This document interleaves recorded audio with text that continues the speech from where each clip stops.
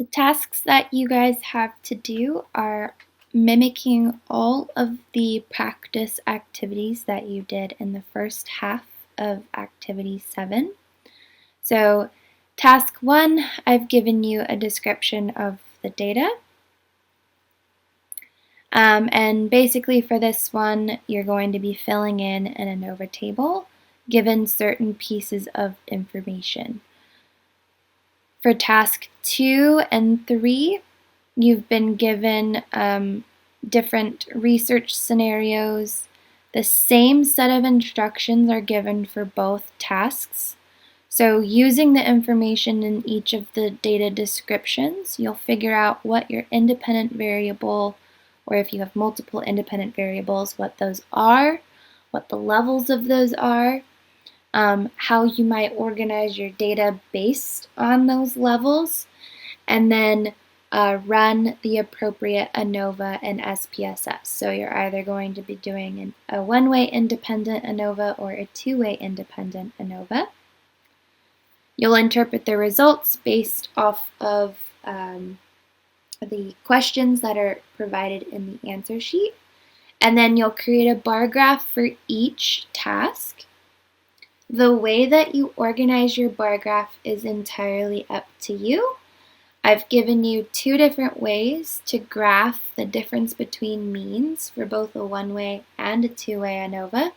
So whichever ANOVA you decide to run, the way that I've worded this is that groupings can be in the format of your choice as long as you're still plotting a bar graph. So how you organize your variables is entirely up to you.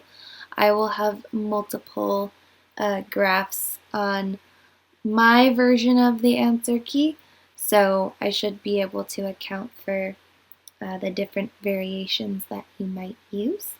But other than that, again, a final reminder, grading rubric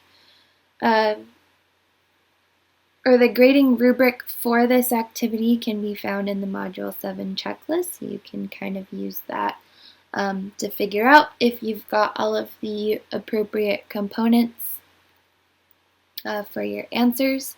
I also have the point deductions that I typically apply to graph components. So there will be 4 graphs in this activity. Each of them will have an applicable sum of points. It'll probably be within the ranges of 3 to 5 points, probably closer 4 to 5. And then in your answer sheet, you have a final checklist for all of the components that you have to turn in. As a final reminder, you should have 4 documents that are submitted to Dropbox. Your answer sheet, your completed spreadsheet with all of your work included, and then you'll have your practice output separated from your task output. If you have any questions, please feel free to shoot me an email.